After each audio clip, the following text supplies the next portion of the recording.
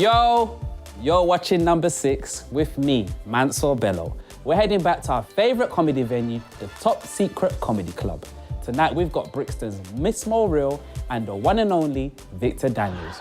I'm telling you now, show women appreciation, bro, because it ain't no fucking joke. You know, my ex left me with the kids for 1 week during the summer one time. Brother, I'll never forget that shit. Fuck, a week, you know? A whole week, no break. No fucking, I nearly killed myself. It was the worst week of my life. You lot don't understand. I don't know what happens to time. I don't know what happens to time. It's like it's in a, I don't understand. It's like, you know, like if you're on like a different planet and time means something different. It's just fucking weird. Like, it goes so quick, bruv. Like, you don't even know what goes on. Because I cook for my kids. Breakfast, lunch, dinner, yeah? Bruv, I cook breakfast, turn around, wash up, turn back, you're like, lunch already! I'm telling you, women, I fucking appreciate you. Look, I don't know how the fuck you cope. How do you cope? Whilst our host Kane Brown did his thing, I was chilling backstage with Victor. I need one bit of advice from you. As a guy, when you go on a date, women like to laugh. Could you just give me one joke I could just say when I go on a date? As you're about to sit down, tell her, yeah, I ain't got no money. Yeah.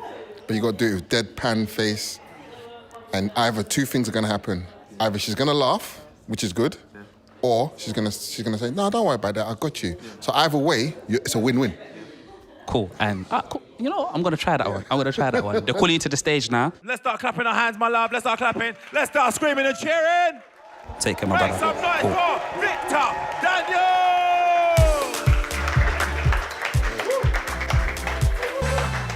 Sorry about this, people. Sorry, quick call. No, I can't really chat right now. I'm at show. Yeah, all eyes on me, yeah. What do you mean I owe you £10? I said I'll give you the £10 next week when my job seeker's clear. Don't take the piss out, man. What are you chatting for? All right, you keep talking, yeah. When I see you, I'll slap you up, yeah. Don't chat to man like that again, yeah? All right, cool. Sorry about that, people. That was EE. You have to show them. Before we get into any comedy, I've looked around the audience and I've seen that there's some people in here from the local job centres. Just so that you know, I'm not getting paid for this show. This is a free gig. I'm going to be at the job centre next week in my wheelchair and my blind stick. I don't want no problems, man. I need that disability benefit. It's hard out here. I went on a date the other day. The girl said some madness to me. She said to me, Victor, can you get me a triple brandy and coke? Triple, you know, fam, triple. I got her a triple coke. Try to take the piss out of man. It's madness. Just come back from India. It wasn't a holiday. I had to speak to someone about these bank charges. It's mad, man, it's mad. I've stopped smoking weed. Hey, my dealers are in the house. Now I've stopped smoking, man. It's been 3, 4, 5 minutes now. Weed makes you do weird things. Like I smoked a spliff and went to pick up my children. Half an hour later, I was arrested. The police said they've never seen a black man with Polish kids before. It's mad, man. Weed. Never phone in sick when you're smoking weed. I phoned in my workplace. They said, what's wrong with you? I think I've got a temperature. They said, is it the flu? I said, no, Bridge, and I think it's Ebola. Never ask yourself those questions. You know them philosophical questions? Like I ask myself when I'm smoking a spliff, do you brush your teeth before breakfast or after breakfast? I didn't brush my teeth till after dinner. It's a madness, man. It's mad. Who watched that film, Get Out? Yeah, we were scared, innit? I know you were scared.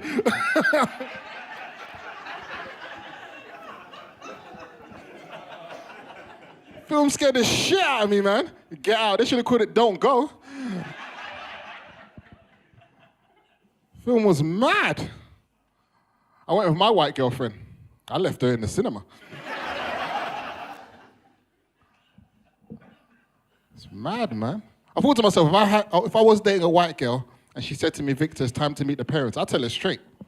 If they're from Kent, Surrey, Cornwall, Anywhere where there's a windmill, I ain't going. Better tell them to meet me somewhere neutral. Tell them to meet me in Peckham. It's crazy, man. That film, it really messed me up, man. I was scared of white people after that film. I saw about 5 brothers, they just watched that film. I've never seen black men do this before after a movie. They were talking to each other, and one of them just said, you see, when you get in here, text me to let me know you got in, okay?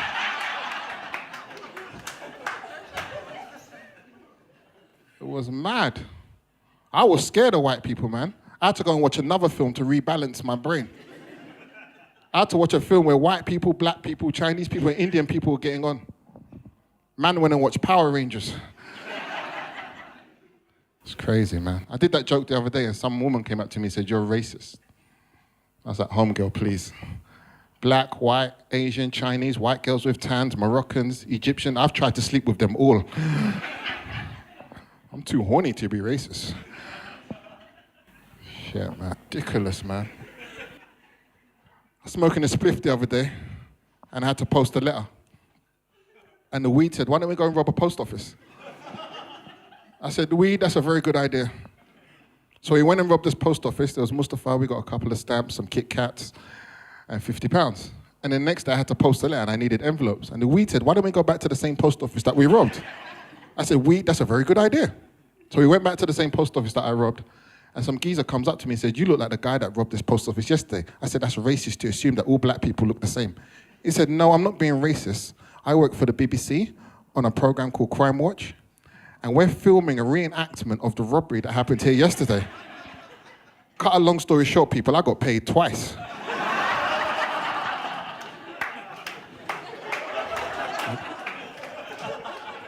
I don't make this shit up, man. It's coming out on Thursday. Nigerian people, remember your mum used to call you in? And then the West Indian kids would come out, they had nice, easy names. Matthew, Mark, Luke, John, come inside. Come inside where it's warm. And the West Indian kids and the white kids be like, no, wait. Victor's mum's gonna call him. Then my mum will come out, 20 stones, bare carbs. The baby strapped on the back. My mum was babysitting, it wasn't my brother. 8-year-old white kid called Adam. I was like, let Adam play. Play for what? Play for what? Did you? Do you want to see him on the news now? Hey! Is full stop, and hey! Is comma. It can happen at the beginning of a sentence or at the end. Hey, Jack and Jill went to fetch water. Idiots. Hey! It's mad. So my mum will come out, she'll start off with the English names. Victor, Junior, Daniels. Then the West Indian kids or white kids will get the drums out. Hey, here it comes. Here comes them fucked up names. Then all of a sudden all you hear is, Ajayi, Babutunde, Alamete, get your ass in this house. How? Idiot. Hey! West Indian children and white children used to come to my house for dinner. You wasn't hungry.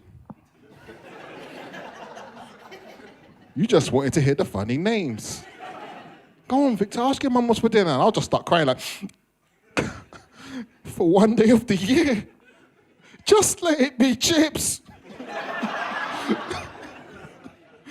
Fried onion rings, a sausage pasty, something simple. My mum be like, hey, on today's menu. We have eba, brown rice, amala, fufu, egusi stew, and tell your wife friends to put the forks down. We use our hands. It's mad, man. It's mad. Growing up was hard. It's hard. Fellas, you remember back in the day when you used to go to primary school, you remember Kiss Chase? 3 girls. Beautiful black girl called Monica. Beautiful white girl called Lilia. And then you had that other girl. You know that girl that had you hiding behind the treehouse like this? I don't want to play no more. It's too scary. I don't want to play. Why don't you want to play? Because Mambula is playing. Mambula. Big dark-skinned girl, 1 cane row. This girl was so ugly, she was handsome. She couldn't even speak a language. Victor Daniels, yes, sir. Gary Fraser, yes, sir. Mambula, rah!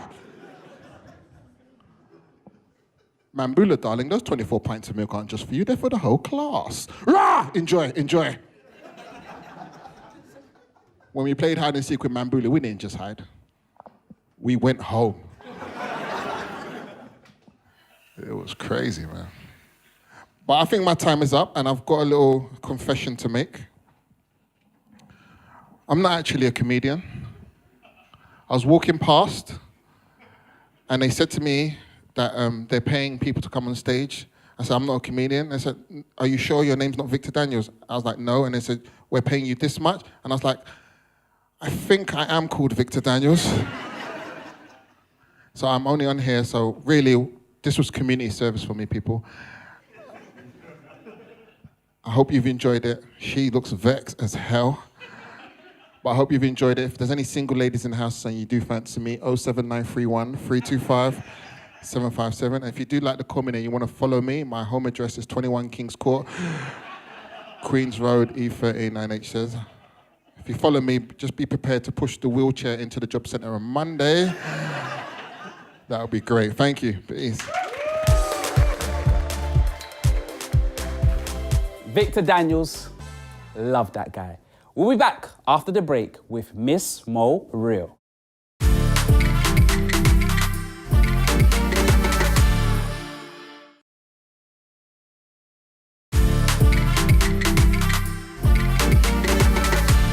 Welcome back. Let's get straight over to the Top Secret Comedy Club where Miss Mo Real is about to go on stage. Mo Real, Mo Real, Mo Real. The lady that lets me feel.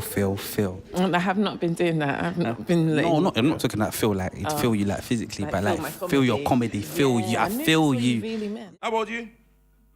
You're 38. What are you turning around for? Kid, like, I might like him myself. Like, he don't look 38 though, does he? Be honest. How old are you, bro? 40, huh? 25. Look at this. Babe, you need to upgrade now, you know, because he's heading in the wrong direction, this guy here, boy. What are you bringing to the stage today?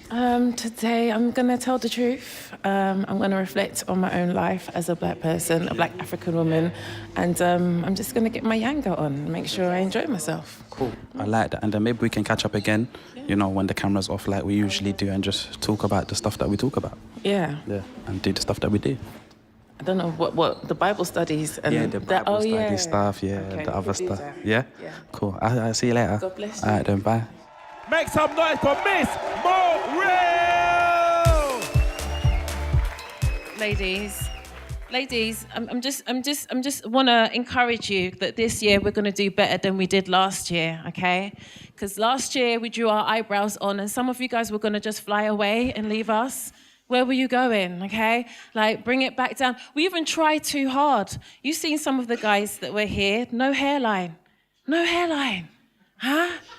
Back in the day, you'd look for a guy and you'd look at his hairline before you go out with him because you don't want to have a child that also has no hairline, isn't it? And then they'll grow up to be a big girl who needs to wear wigs all the time. They would also get cussed by the guys with no hairline. Do you see the cycle that we need to break? We need to, because your edges is important, because in the summertime, you might want to wear your hair in a bun. In a bun, yeah? And guess what you need to wear your hair in a bun? What do you need, guys? Edges, thank you. You need edges. You mustn't stress yourself out either, okay? Because what stress does is it causes your edges to just drop on the floor, yeah? And there's no time to be picking them up one by one by one. You will never find them all. Once it's gone, it's gone. And what do you have to do? You need to join a Pentecostal church so that you can attend the hairline restoration service. Yeah? You need to join them. Because once I went to a Catholic church, yeah? I thought, let me go to Catholic church and pray for my edges, because usually I'm praying for a man, innit? Praying for a man that won't cheat. No such thing. Let's stop kidding ourselves. Pray for your edges, that's more realistic. So I went to the Catholic church, they were doing their sermon, and stand up, sit down, I was like, no, man, this is dry. Like, my edges was even getting dry and falling out because of it, you see. So I went to a Pentecostal church, and they did a circle around me. In the name of Jesus, we are going into the enemy's camp, amen, to go and get her hairline, amen. We are going in there. We're going to retrieve it. We are going to receive it.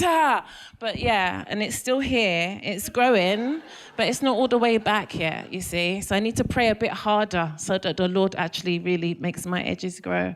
I'm from Brixton. Is anybody from Brixton? Hey, yeah. Hey, guys. I grew up in a time where we had home and away. I always used to look out for black people in other programs. You know, like you got your EastEnders, they got an Indian family, a black family. You watch Home and Away and Neighbours, and you don't see nobody. Not a damn dingo. Yeah, but I used to study the accent, you know? Put another shrimp in the barbie, that kind of thing. I love the Australian accent, but do they have black people like me in Australia? That's what I really want to know. And if they do, are they allowed to be on TV? Are they? Anyone from Australia want to represent their country? Don't be ashamed. You went there, took over, but where did you put the people? Let them out. Let them come back out. We don't know what they look like. I reckon you'd have different types of black people, wouldn't you? Oh, don't. You're so ashamed you can barely talk. So it's not your fault.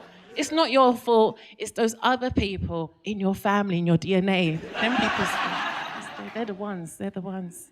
Yeah, so you guys know that I've got children. At the moment, like I was trying to explain to you, it's very hard to have babies. Like when you have a child, you spend a lot of time carrying your baby. You have anxiety. You can't wait for it to grow. You can't wait for it to walk around and talk. And initially, when I had my son, I could not wait for him to talk. And now I can't wait for him to shut up. Yeah, I last year, you guys, last year I was single, okay? Last year I didn't have anybody to be with because, I don't know, it's hard to find a decent guy. Am I lying? Has everybody got a boyfriend in here? No? Yes? Are we too ashamed to even claim our men? What's going on? Last year I was single, and the year before that I was single as well.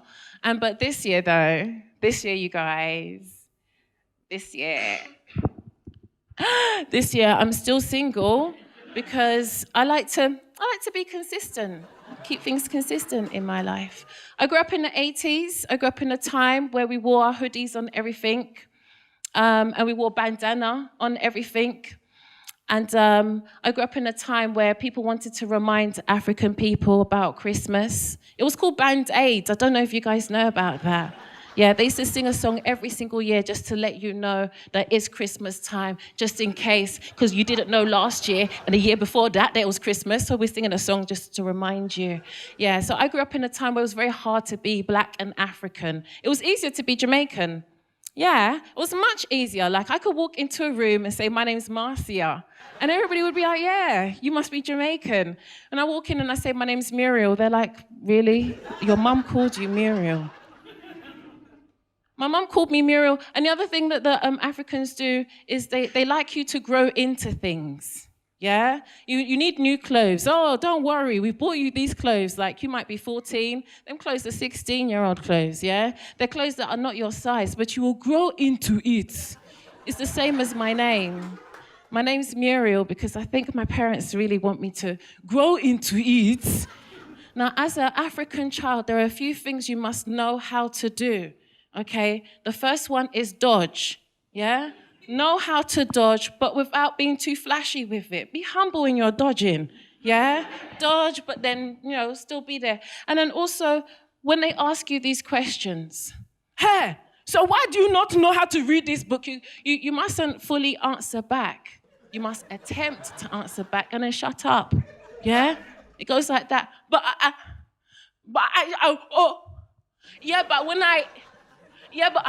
As soon as you finish the sentence, no, Mum, the teacher's lying. Oh, now you're in real trouble.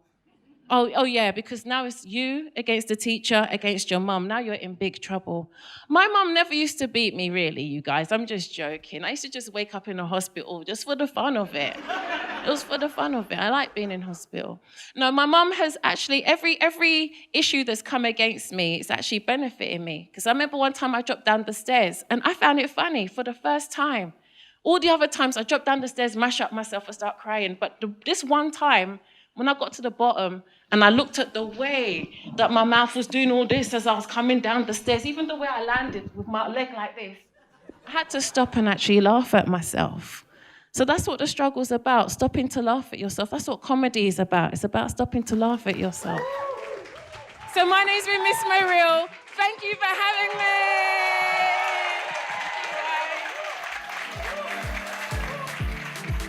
Totally smashed it.